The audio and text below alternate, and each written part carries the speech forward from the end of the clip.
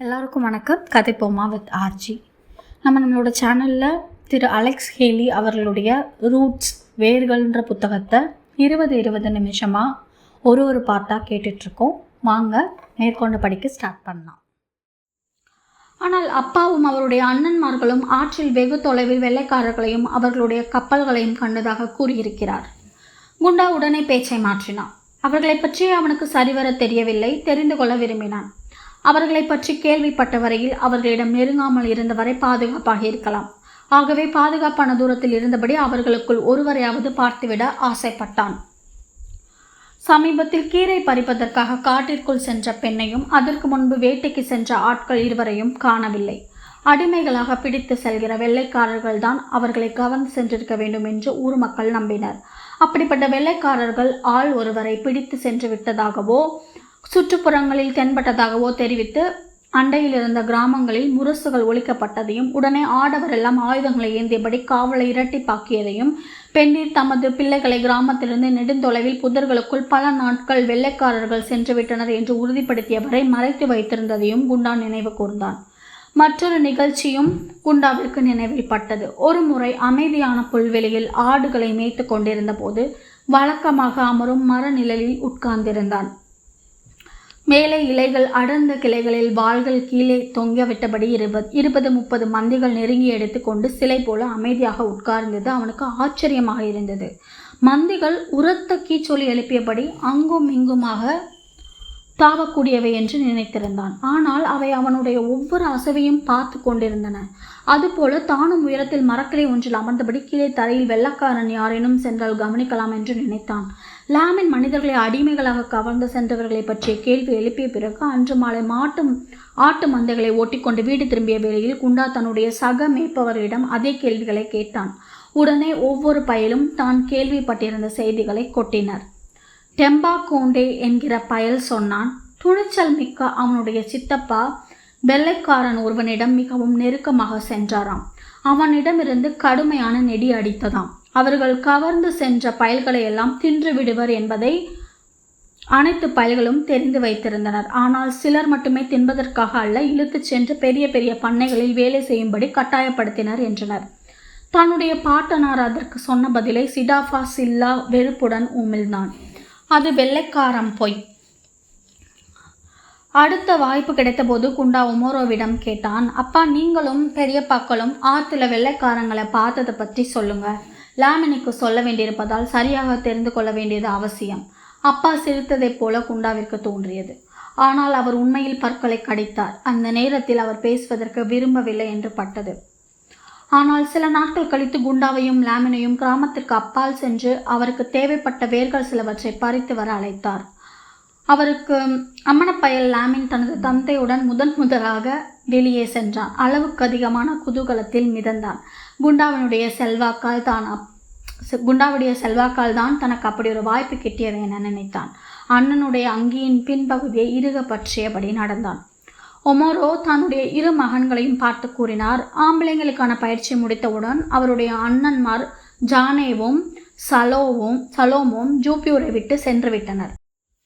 காலப்போக்கில் அவர்கள் இருவரும் புதுமையான தொலைதூர இடங்களுக்கெல்லாம் செல்லக்கூடிய சிறந்த பயணிகளாகிவிட்டனர் என்கிற செய்தி எட்டியது. ஒமோரோவுக்கு முதல் மகன் பிறந்த செய்தி முரசறைந்து அறிவிக்கப்பட்ட போது அவர்களுக்கும் கிட்டியது.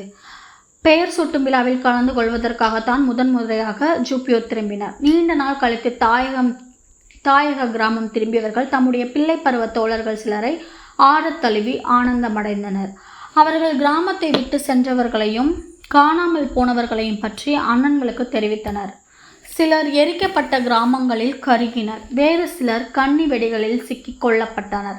சிலர் கடத்தி செல்லப்பட்டனர். பண்ணைகளில் வேலை பார்த்து கொண்டிருந்த போதும் வேட்டைக்கு சென்ற இடங்களிலும் பயணங்களின் போதும் மேலும் மேலும் சிலர் காணாமல் போயினர். அவை அனைத்துமே வெள்ளைக்காரர்களுடைய கொடூரங்களில் நிகழ்ந்தன. கோபம் கொண்ட அண்ணன்மார் அவர்கள் என்னதான் செய்கின்றனர் என்று பார்த்து வருவோம், பிறகு என்ன செய்வதென்று யோசிப்போம் என்று கத்தியபடி ஒமோரோவையும் தம்முடன் வருமாறு அழைத்தனர். சகோதரர்கள் மூவரும் நதிக்கரையின் வழியாக மிகுந்த எச்சரிக்கையுடன் புதர்களின் மறைவில் மறைந்தபடி 3 நாட்கள் நடந்து சென்று கடைசியில் தாங்கள் தேடி சென்றதை கண்டு கொண்டனர். 20க்கும் மேற்பட்ட மிகப்பெரிய பரங்கியர் படகுகள் ஆற்றில் ஊர்ந்து சென்றதை கவனித்தனர். ஜூப்பியூர் மக்கள் அனைவரையும் உள்ளே அடக்கிக் கொள்ளும் அளவிற்கு ஒவ்வொன்றும் பெரியவனவாக இருந்தன. ஒவ்வொன்றிலும் 10 ஆட்கள் உயரத்திற்கு வெள்ளை துணி கட்டிய மரம் நிறுத்தப்பட்டிருந்தது. அருகாமையில் ஒரு தீவு இருந்தது. அதில் மிகப்பெரிய கோட்டை நிமிர்ந்து நின்றது. பரங்கியரின் நடமாட்டம் தெரிந்தது. கோட்டையிலும் சிறு சிறு படகுகளிலும் கருப்பு பணியாட்கள் தென்பட்டனர். உலர்த்தப்பட்ட சாயப் பொருட்கள், பருத்தி, தேன்மழுகு, தோள்கள் போன்ற சரக்குகளை சிறிய படகுகளில் ஏற்றி பெரிய கலன்களுக்கு கொண்டு சென்றனர். விவரித்துக் கொண்டிருந்த போது ஒமோரோவின் குரல் கம்மியது. பரங்கியர் கொண்டு செல்வதற்காக பிடித்து வைத்திருந்த அடிமைகளை அடித்து கொடுமைப்படுத்தி பெரிய கலன்களை நோக்கி இழுத்து சென்றனர்.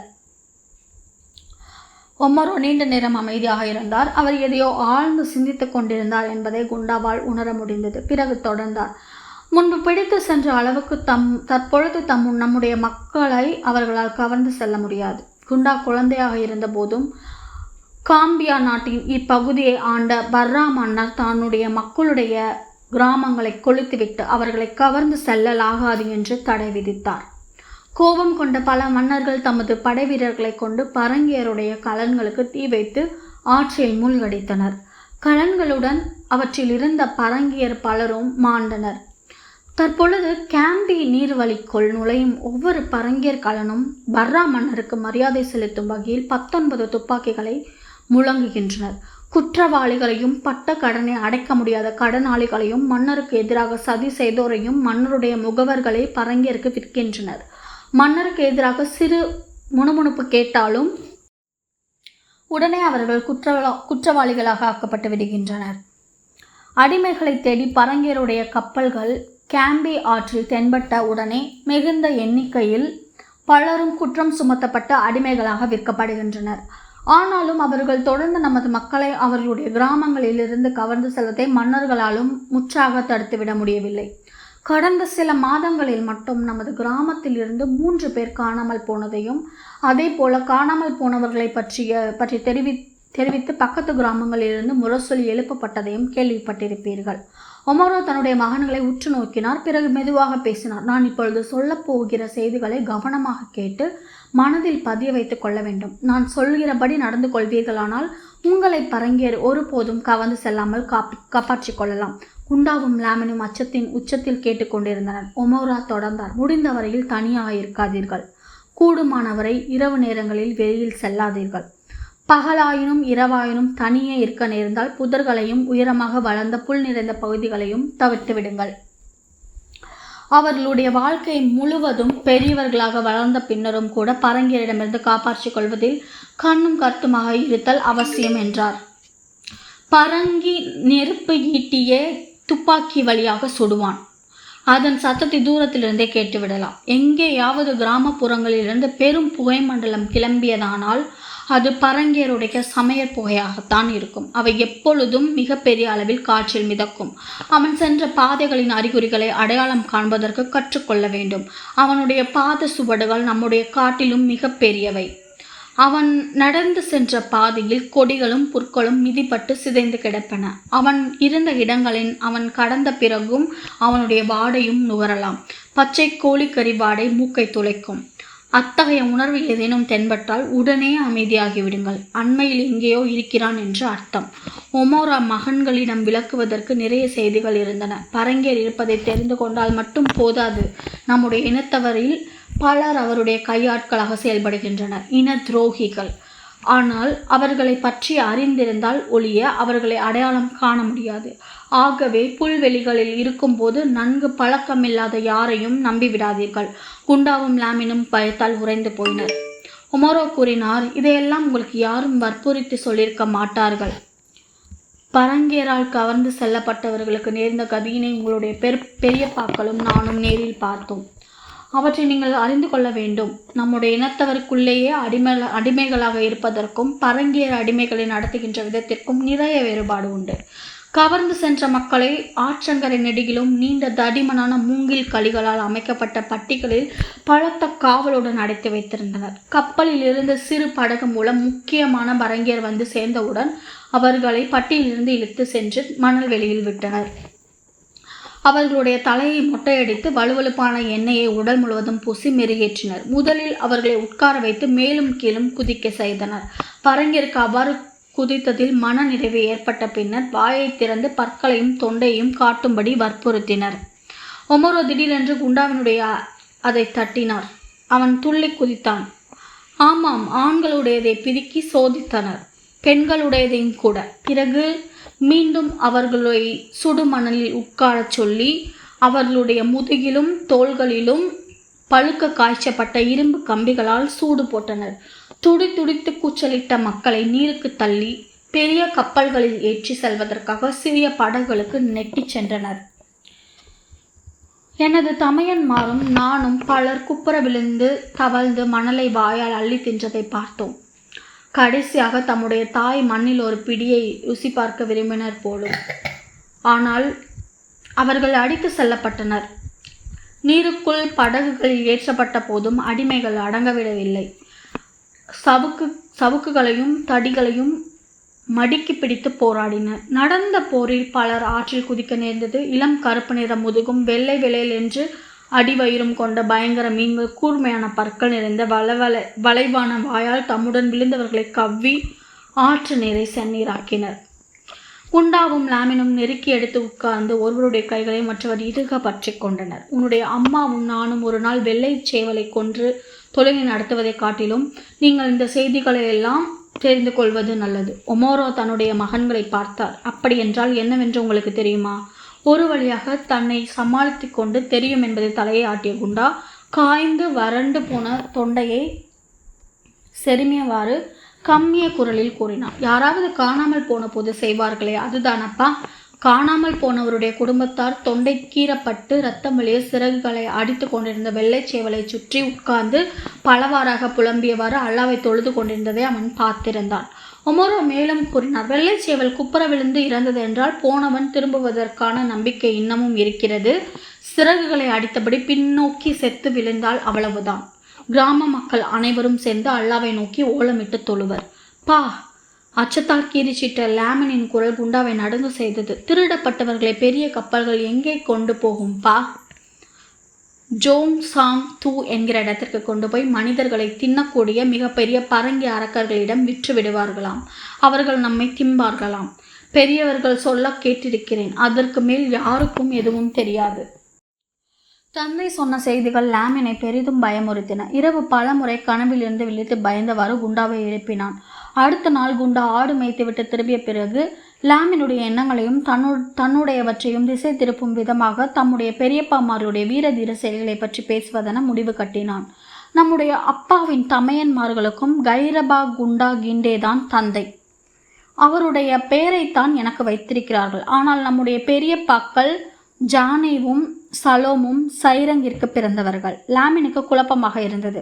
குண்டா விரிவாக விளக்க முற்பட்டான். சைரங் நம் தாத்தாவின் முதல் மனைவி. அவள் இறந்த பிறகு தாத்தா ஆயிஷா பாட்டியை மணந்து கொண்டார். மரத்திலிருந்து உதிர்ந்து கிடந்த பூக்களை தரையில் அடுக்கி தம்முடைய குலக்குடியை விளக்குவதற்கு குண்டா முற்பட்டான். லாமினுக்கு எதுவும் புரிந்ததாக தெரியவில்லை. பெருமூச்செறிந்தவன் தன்னுடைய பெரியப்பாக்களின் சாகசங்களை விவரிப்பதென தீர்மானித்தான். தனது தந்தை அவற்றை விவரித்ததை கேட்டபோது அவனுக்கு திகிலாக இருந்தது. நம்முடைய பெரியப்பாக்கள் திருமணம் செய்து கொள்ளவில்லை. அந்த அளவிற்கு பயணம் செய்வதில் அவர்களுக்கு பேரார்வம். பல மாதங்கள் அவர்கள் பகலில் சுட்டெரித்த சூரியனுக்கு கீழ் பயணம் செய்தனர். இரவில் வெட்ட வெளியில் நட்சத்திரங்களுக்கு கீழே உறங்கினர். அங்கே எங்கு பார்த்தாலும் வெறும் மணல் தான் நிறைந்திருக்குமாம். மழையை பொழியாதாம். வெயில் கொளுத்துமாம். பெரியப்பாக்கள் சென்ற வேறொரு இடத்தில் பெரிய பெரிய மரங்கள் அடர்த்தியாக இருந்தன. பகலில் கூட இரவு போலவே இருட்டாக இருந்தது. அங்கே வசித்த மக்கள் பெரியவர்களான பின்னரும் உன்னை காட்டிலும் குள்ளமாக இருந்தனர். உன்னை போலவே ஆடையின்றி அலைந்தனர். சிறிய விஷம் தோய்க்கப்பட்ட குத்தீட்டிகளை கொண்டு அவர்களால் யானைகளை கூட கொள்ள முடிந்தது. மற்றொரு இடத்தில் பெரியப்பாக்கள் பூதாகரமான மனிதர்களை பார்த்தார்கள். மாபெரும் வீரர்களான அம்மக்கள் மிகவும் வல்லமை வாய்ந்த மாண்டிங்கரை போல 2 மடங்கு தூரத்திற்கு ஈட்டி எறிய வல்லவர்கள். ஜூப்பியூரிலேயே மிகவும் உயரமான ஒருவரை காட்டிலும் 6 முழம் கூடுதல் உயரமான அவர்கள் தமது தலைக்கு மேலே எழும்பி ஆடுகின்ற அளவுக்கு மிகச் சிறந்த நடன கலைஞர்கள். படுகைக்கு செல்வதற்கு முன்பு குண்டா தான் அறிந்த கதைகளில் தனக்கு பிடித்த ஒன்றை லாமினுக்கு விளக்குகின்ற போக்கில் நடித்து காட்டவும் செய்தான். யானை தந்தங்கள், அரிய வகை கற்கள், தங்கம் போன்றவை அடங்கிய கனத்த மூட்டைகளை சுமந்தவாறு அவர்கள் கருப்பர்களுடைய நகரமான ஜிம்பாப்வேக்கு சென்ற வழியில் சண்டையிட்ட கொள்ளைக்காரர்களில் ஒருவனாக லாமினை கற்பனை செய்து கொண்டு மேலும் கீழுமாக தன் மீது வீசப்பட்ட வாளிலிருந்து தப்பித்து கொள்பவன் போல பக்கவாட்டில் துள்ளி குதித்தான். லாமின் மேலும் கதை சொல்லும்படி கேட்டான்.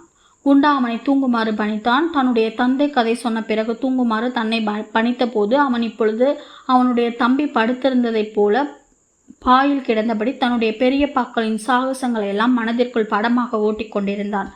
சில சமயங்களில் தன்னுடைய பெரிய பாக்களுடன் புதுமையான இடங்களுக்கெல்லாம் பயணம் செய்து அங்கே மாண்டிங்கர்களையும் காட்டிலும் வித்தியாசமான தோற்றமும் செயல்களும் வாழ்க்கை முறையும் கொண்ட மக்களுடன் பேசி கொண்டிருந்தது போல கனவு கண்டான்.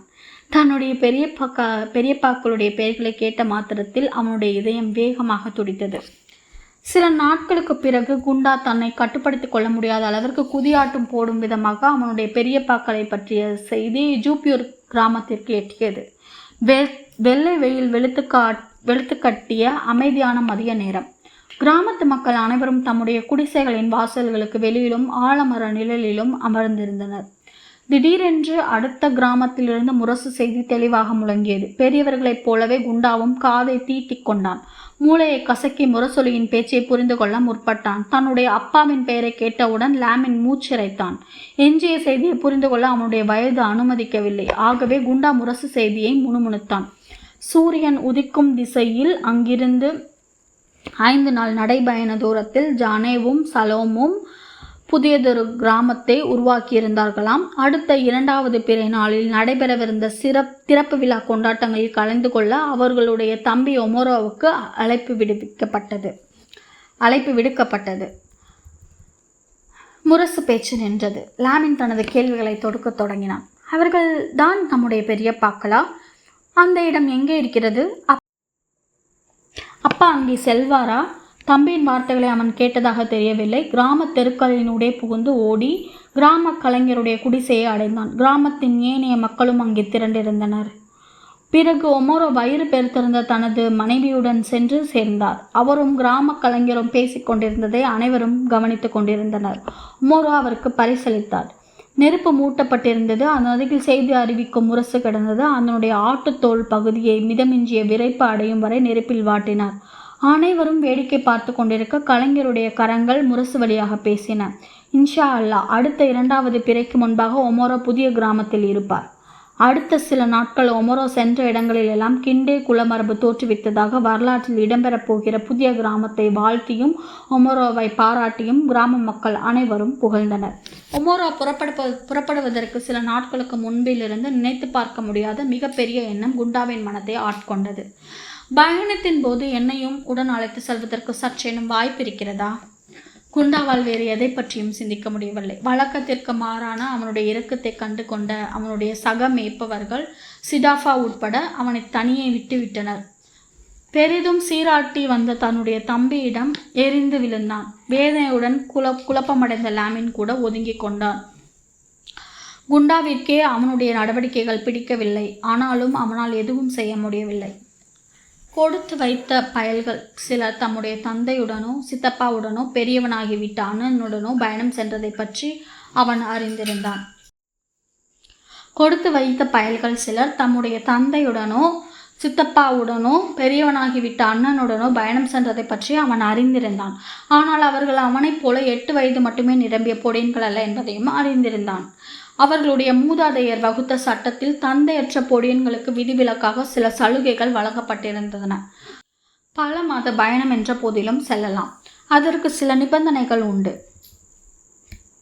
அவர்களுடன் நடந்து செல்லும் அளவுக்கு அவனுக்கு வலுவிருக்க வேண்டும். சொன்ன பேச்சை கேட்டு நடந்து கொள்ள வேண்டும். எதற்கெடுத்தாலும் புகார் செய்பவனாக இருக்கக்கூடாது.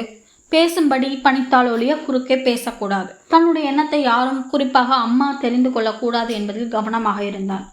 மறுப்பு தெரிவிப்பதுடன் அந்த பேச்சையே மீண்டும் எழுப்பக்கூடாது என்று தடை விதித்து விடுவாள்.